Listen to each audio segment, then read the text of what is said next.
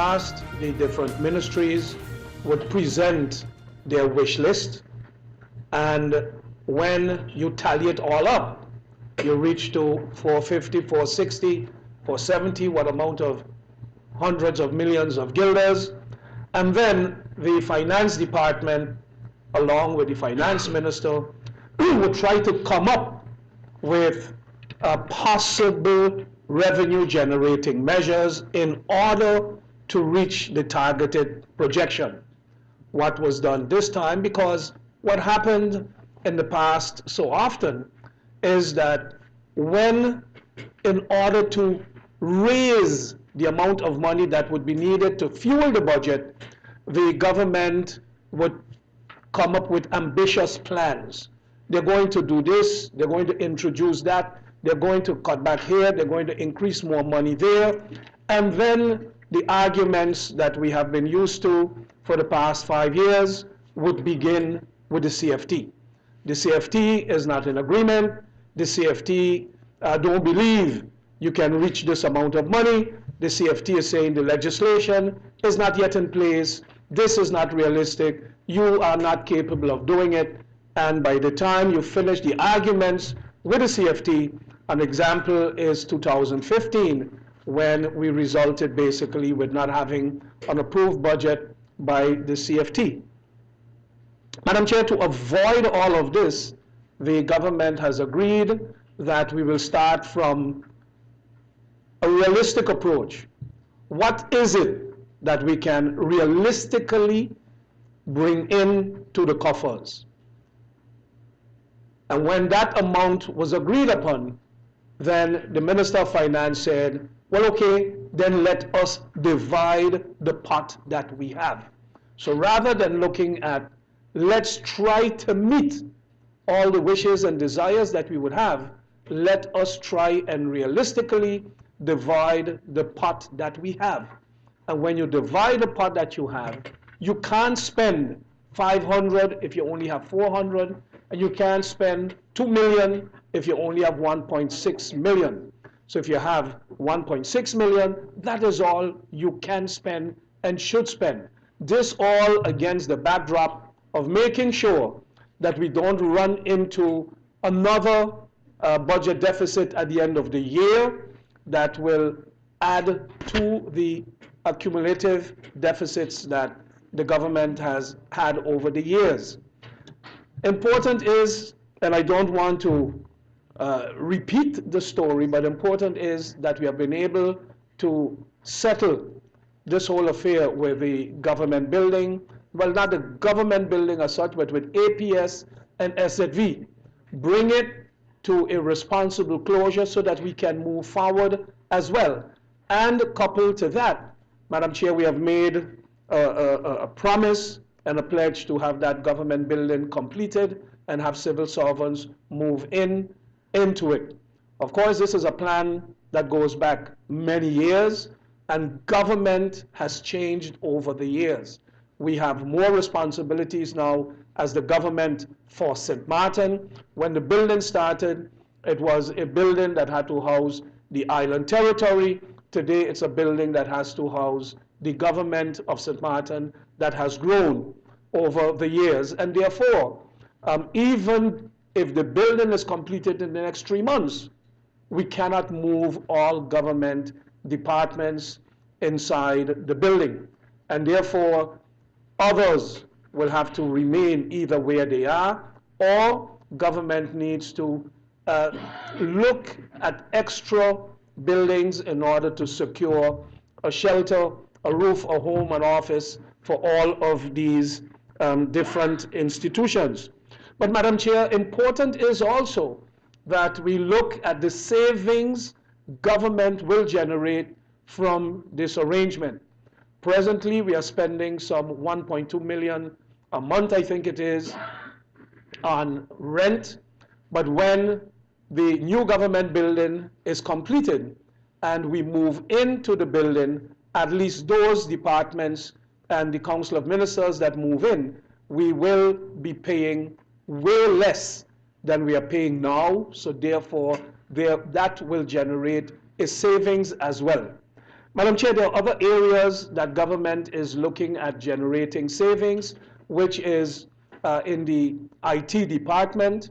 By the use of modern technology, we will be able to cut back on the cost of electricity, the cost of phone bills that government has, and at the same time ensure that we have a proper communication between the different ministries and departments.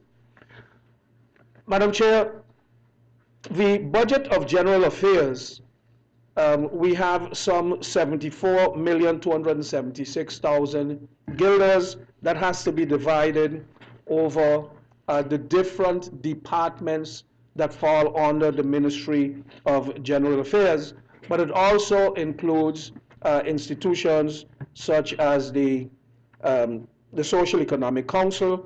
We also have the Cabinet of the Minister Plenipotentiary. We have the VDSM, the National Security Services. We have the National Archives. The parking across from the Clem Labega Square also falls under the responsibility of the ministry. And Madam Chair, we are happy that finally something that we started several years ago is finally in its completion stage. And I say finally in the completion stage because we have opened the parking lot, redirecting the traffic. Now the entrance is in front of the Windward Islands Bank, and you can only make a right turn, and the exit is in front of the old fire station, and you can also only make a right turn. This is to facilitate the flow of traffic. Madam Chair, we are still tweaking the operations of it, and one of the issues that we have is that no provisions had been made for the opening, let's say after hours, but more importantly as well, opening in the weekends. So we do want to apologize to those churchgoers particularly who have been used to using the parking lot on Sundays, that provisions will be made before going to Brussels for meetings. Madam Chair, I had given instructions to ensure that this is in place, but apparently it did not happen altogether as yet. Madam Chair,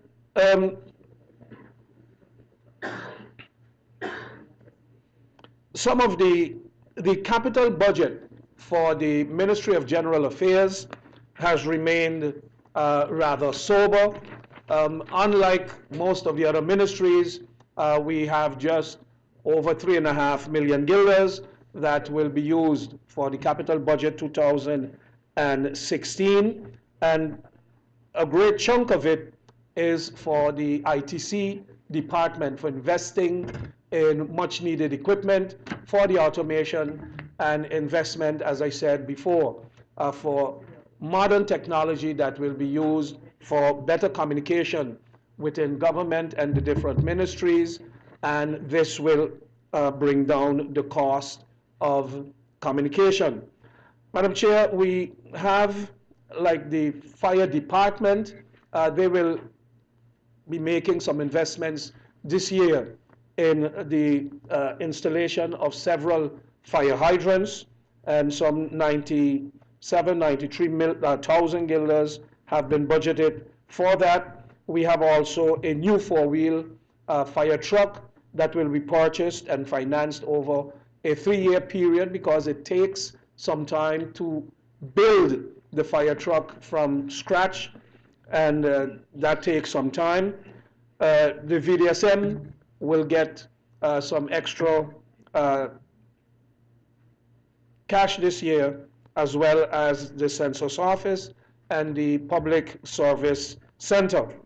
Madam Chair, DCOM, our Department of Communication, will finally be able to pursue the idea of government having its own radio and television station. No longer will we have to be competing with channel 115 or 120 when other local live programming is coming on. We would be sometime in the midst of a public meeting of Parliament, and then government has to take a back seat because the TV station already has commitments with other companies. What we would have now, once completed, we will have channel 114, which will be government's designated television channel. So no longer would we have to cut if we are having a broadcast. No longer would we have to wonder whether there is another program. We will have, as government, our own designated TV station, but we will also have our own designated radio channel. In order for that to become reality, we are now going to complete the placing of the antenna, and there are some licensing that still needs to be completed with the Bureau BTP, and once that is done, then we can finalize this project.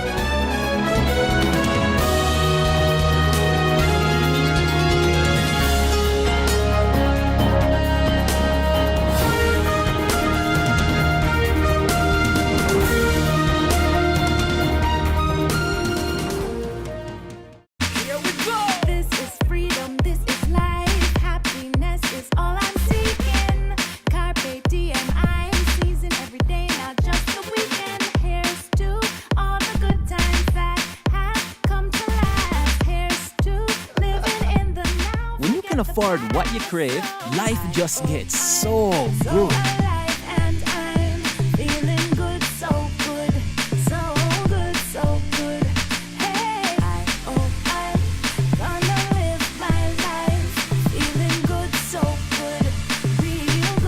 KFC, so good for everyone. Hey, Bob, you're on family vacation. Oh, but your daughter's got the measles. But don't worry about it. With your Be Sure travel insurance, children under 12 are covered for free. Are you Be Sure? Be Sure. Yeah, for free. Oh my, what an inventory list, and so unnecessary. But wait, your home contents are all insured by Be Sure. That means that you determine the amount you want to insure. No inventory list, no hassle. Are you Be Sure? Be Sure. Life is a journey full of connections. You're in safe hands even when life starts too soon. You don't have to miss a single beat. When a bad hair day makes you sad, just sharing can bring you joy and more to come. They take the plunge, turn fear into faith, while you capture those beautiful moments. In the game of life, it's family that counts. They'll be there even when you lose. We all have our moments of reflection and hope. And when you feel you're losing everything in life, we're there because there's more to come. When life starts too soon, you don't have to miss a single beat. We're here to connect you and share life. Telcel, when you want more. GEBE has been faithfully serving the communities of St. Martin, powering your home and our economy. Come rain or shine, our qualified team of professionals are working hard 24 hours a day to provide you and your family with safe, reliable electricity and water. We use the latest technologies and test our products daily to maintain the highest international standards. Our friendly staff is always there to assist you, whether in person, over the phone, or online. We are committed to constantly improving our products and services, making them more efficient, effective, and environmentally friendly to serve you better today and our next generation of clients tomorrow. GEBE, powering a brighter future. Our friend Megawati is here with tips to save you energy. 1. Turn your airco temperature up. 2. Use a ceiling fan instead. 3. Buy energy-saving products. Save some green with NVGEBE. Need a loan that's quick and easy. Island Finance. Up to 50,000, give us real easy. Island Finance. For education, a renovation.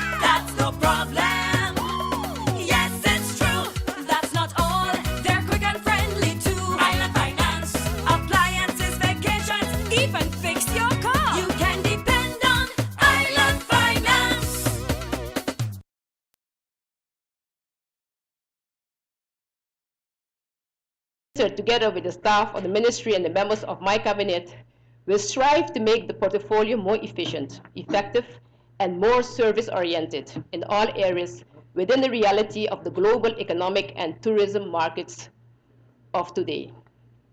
My role is to be the facilitator whenever and wherever is needed, streamlining when necessary, creating new policies and strategies for economic growth and stability, proper planning and control of the transportation sector, and creating new markets and opportunities for economic growth and stability.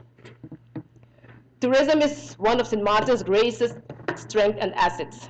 Madam Chair Lady, I truly believe that our tourism industry is in need of improvement, and specifically our product and the service that is being rendered to the inhabitants and visitors. The main focus of the Ministry of TIAT is to promote St. Martin as a safe and investors-friendly island. Equally important is our mission to strengthen and diversify our economy. How, you may say? Well, by expanding on our market strategies, an area we have regrettably neglected for some years, and tapping into lucrative markets, for instance, private aircraft registration and ship registry. Developing niche markets such as the yachting industry, the maritime industry, dive industry, sports tourism, and spring break trainings in St. Martin. Medical tourism, religious convention tourism, just to mention some key areas. Another area is organizing calendar events such as the Heineken Regatta, the Carnival, gospel concert during the Easter periods, and spring break concerts.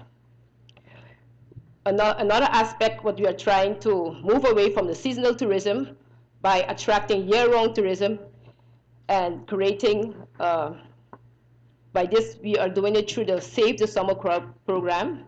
This is an initiative aims to promote St. Martin in the tri-state area in the East Coast of the United States. Another area that we are concentrating on is the implementation of the cruise conversion program, which will be done together with stakeholders in the industry, which is at the stage of a bidding process. Improving the service of the island by working together with key institutions and companies that offers quality service programs, creating and implementing tourism awareness programs, and this strategy must deliver immediate results. I believe that our tourism product and our service is lacking, and service is the key in promoting an economy. An enhanced focus on our culinary and gastronomic tourism. This is an area that we should be focusing on because St. Martin has been blessed to be named the culinary capital of the Caribbean. Thanks to the many people in this industry who have made this happen and continue to make the islands #1 among the neighboring islands. Culinary and gastronomic tourism will be continued to be promoted and to stay the #1. This fact did not happen by chance. Most would agree that one of our best characteristics to keep attracting St. Martin, people to St. Martin, is our cultural diversity.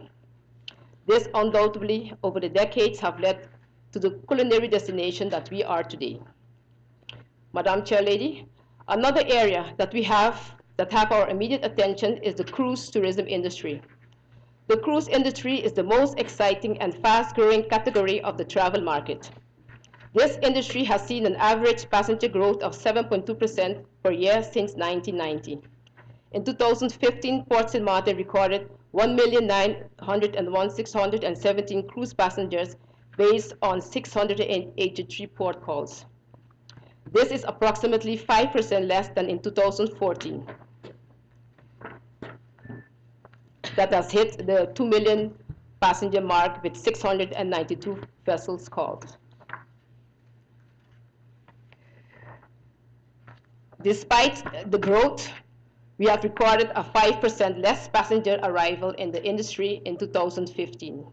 And this decrease was due to the hurricane season cancellations and cruise vessels having to cancel their visits, the opening of the expanded cruise port in Tortola, and the redeployment of vessels to the Asian markets. The cruise lines are repositioning to Asia, where they see significant double-digit growth opportunities in this market that continues to develop and mature. China is expected to become the world's second large cruise market. Madam Chair Lady, let me highlight the port achievements over 2015 and the planned developments for the cruise industry in 2016.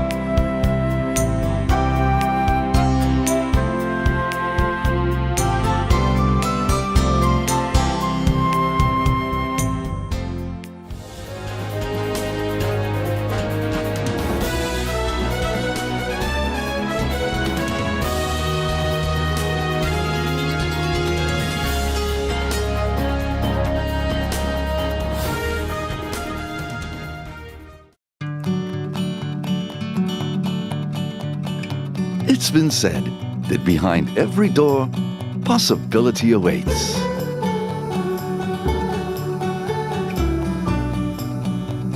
How much possibility depends on which door you open first.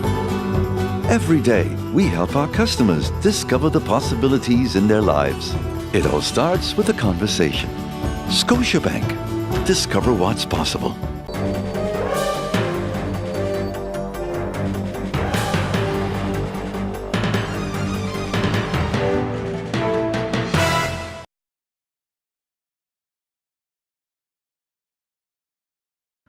I have heard two objections against this budget. Really.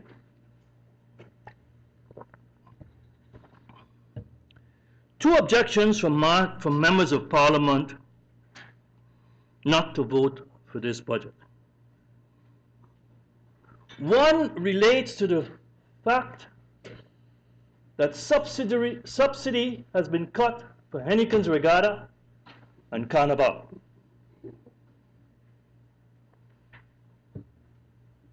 The other objection that I heard is that I tried to pass a fastball.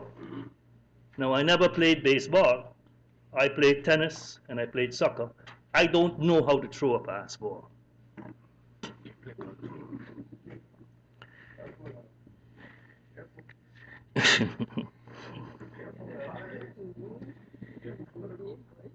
The fastball was that I included in the budget to Parliament a request to transfer the building, which the previous government also was prepared to transfer, that I included in the budget a request to transfer the building, the new government building, to USZV. I would like to say a few words about these two objections to remove any misunderstandings that might stand in the way of what I perceive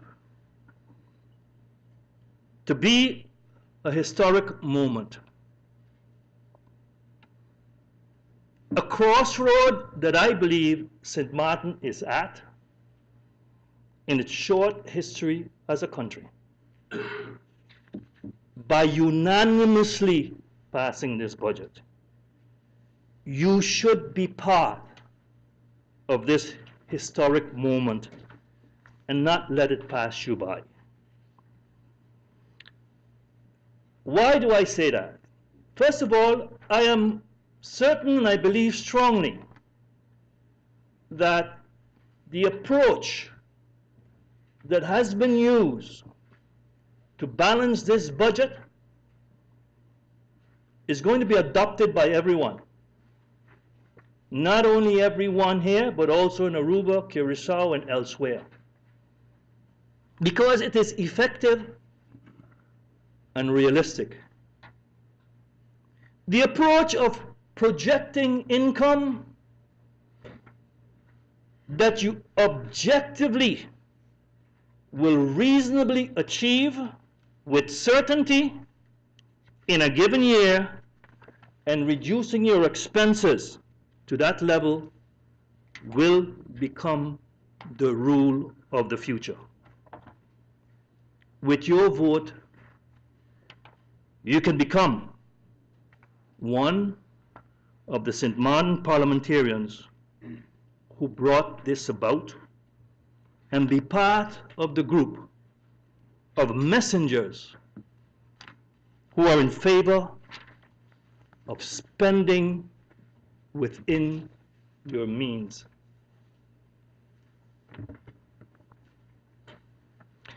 You are a representative of St. Martin